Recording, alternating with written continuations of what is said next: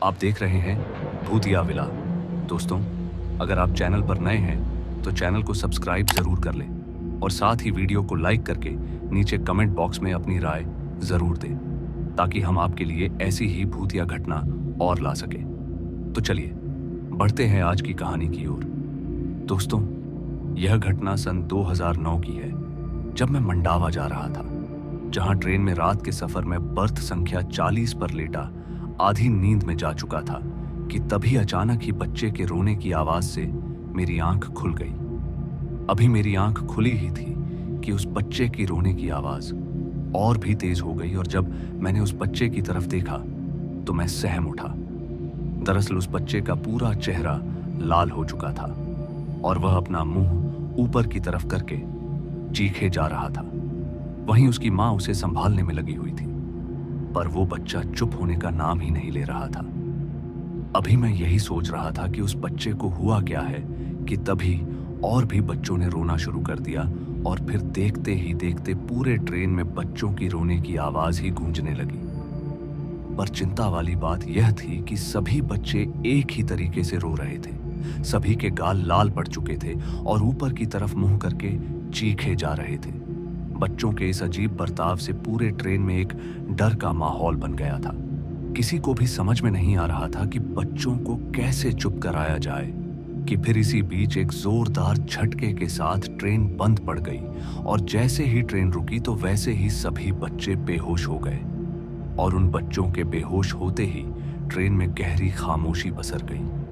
अभी हम सभी पैसेंजर्स कुछ समझ पाते कि तभी ट्रेन की सभी खिड़कियां और दरवाजे अपने आप ही बंद होने लगे। यह देखकर हम सभी अब और भी ज्यादा डर गए, यहां तक कि मैं तो अंदर से कपकपाने लगा था क्योंकि जो कुछ भी हो रहा था वह मेरी समझ से बाहर था।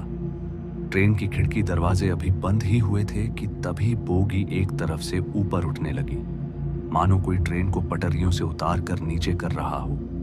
ट्रेन के एक तरफ झुकते ही अब ट्रेन के भीतर लोगों के बीच भगदड़ मच गई, जिस वजह से लोग एक दूसरे को ही रौंदने लगे और जब इसी बीच ट्रेन का दरवाजा खुला तो सभी ट्रेन से नीचे उतर गए और मैं भी मौका मिलते ही ट्रेन से नीचे उतर गया।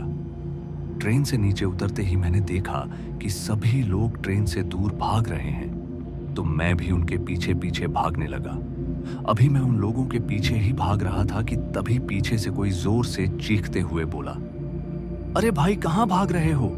ट्रेन चलने वाली है, जल्दी से वापस आओ। पर उस वक्त मेरा दिमाग इतना घबराया हुआ था कि मैंने पीछे पलटकर देखा तक नहीं और फिर जब ट्रेन की हॉर्न सुनाई दी तो मेरे कदम रुक गए और जब पीछे पलटकर देखा तो ट्रेन चल चुकी थी। ट्रेन से कुछ लोग हमें आवाज देते हुए वापस बुला रहे थे, पर मेरा दिमाग अभी भी कुछ तय नहीं कर पा रहा था, जिसके चलते ट्रेन वहां से चली गई। ट्रेन के जाने के बाद जब मैंने उन लोगों की तरफ देखा जिनके पीछे मैं भाग रहा था तो मैंने पाया कि वहां पर मेरे अलावा सिर्फ 2 लोग और हैं, जबकि उस वक्त पूरी बोगी के लोग ट्रेन से उतर कर भागे थे।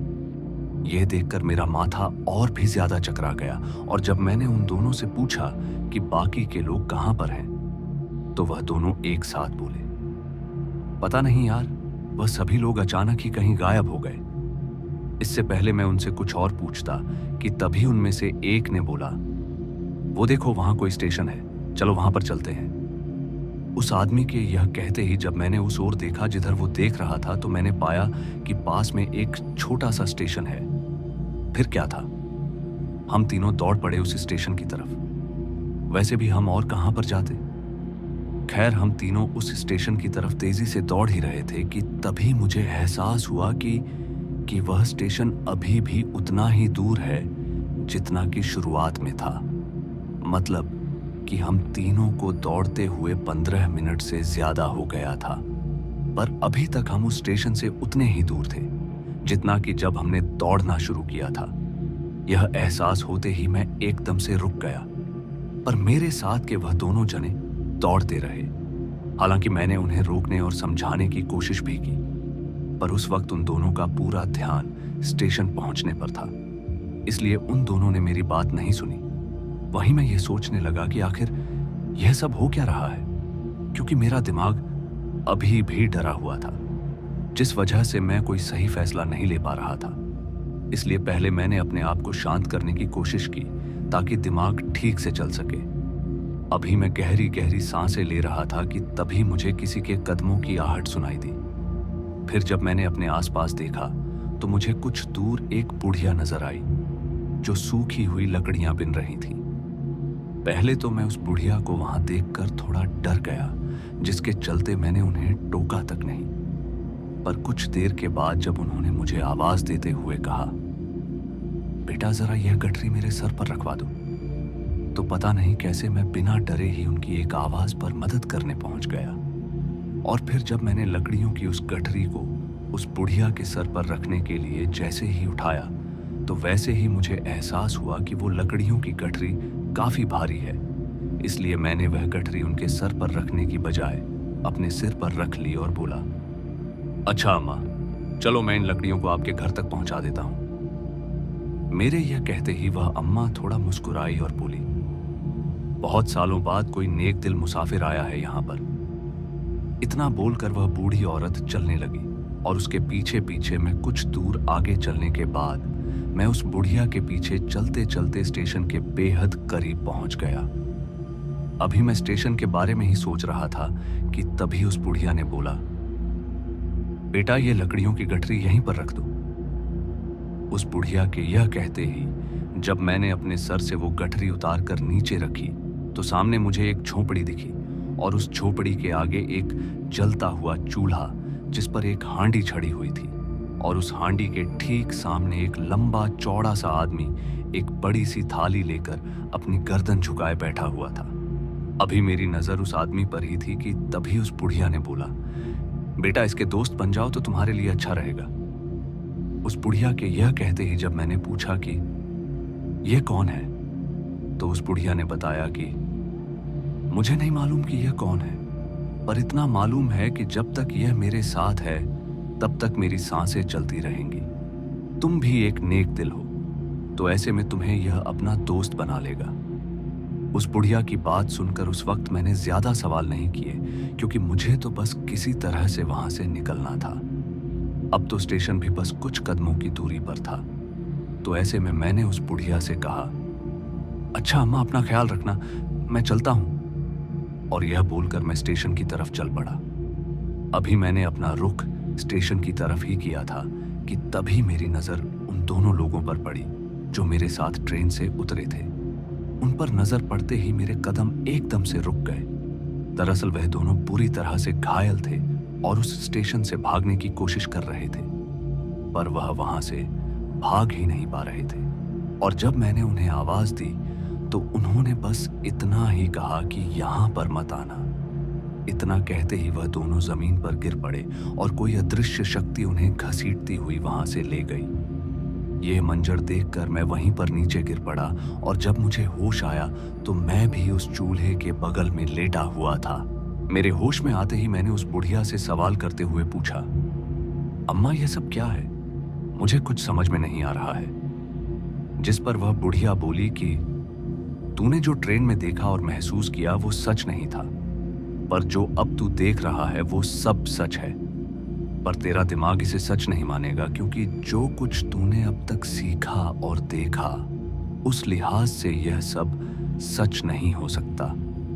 अगर तुझे यहां से फिर से अपनी दुनिया में जाना है तो तुझे फिर से एक ट्रेन पकड़नी होगी, पर वह ट्रेन इस स्टेशन पर नहीं मिलेगी। उसके लिए तुझे फिर से वहीं जाना होगा जहां से तूने अपनी ट्रेन छोड़ी थी, और आज से 20 दिन बाद फिर से एक ट्रेन उसी जगह पर रुकेगी। फिर 20 दिनों की बात सुनकर मैं बीच में टोकते हुए बोला, अरे अम्मा, मैं इतने दिनों तक यहां पर नहीं रह सकता, मैं सुबह होते ही चला जाऊंगा। ये बोलकर मैं वहीं पर चुपचाप बैठ गया।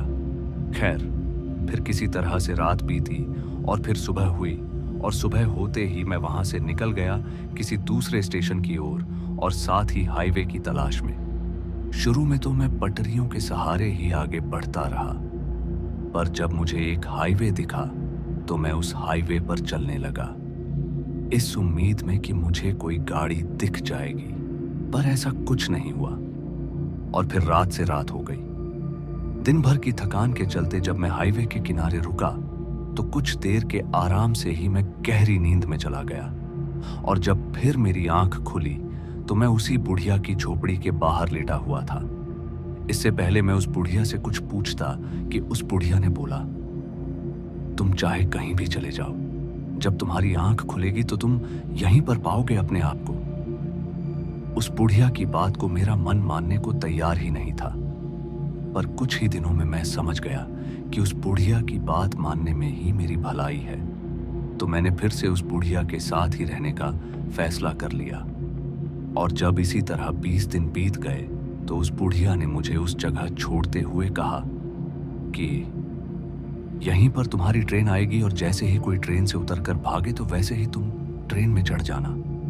फिर यह बोलकर वो बुढ़िया चली गई। उसके जाने के कुछ देर के बाद फिर से एक दूसरी ट्रेन आकर रुकी और फिर ट्रेन के रुकते ही लोग चीखने चिल्लाने लगे। फिर इसी बीच में ट्रेन के बहुत ही करीब पहुंच गया और जैसे ही कुछ लोग ट्रेन से नीचे उतरे तो वैसे ही मैं ट्रेन में चढ़ गया। और फिर मेरे ट्रेन में चढ़ते ही ट्रेन भी कुछ देर के बाद चल गई। और जब सुबह ट्रेन मंडावा स्टेशन पहुंची तो लोगों को चलता फिरता देखकर मुझे एहसास हो गया कि मैं अपनी दुनिया में वापस लौट आया हूं। मुझे यह तो नहीं मालूम कि वो कौन सी दुनिया है, पर मैं उस बुढ़िया का हमेशा कर्जदार रहूंगा। तो दोस्तों, आज की इस कहानी में बस इतना ही। और मैं आपका दोस्त जल्द मिलूंगा एक ऐसी ही और डरावनी कहानी के साथ। धन्यवाद।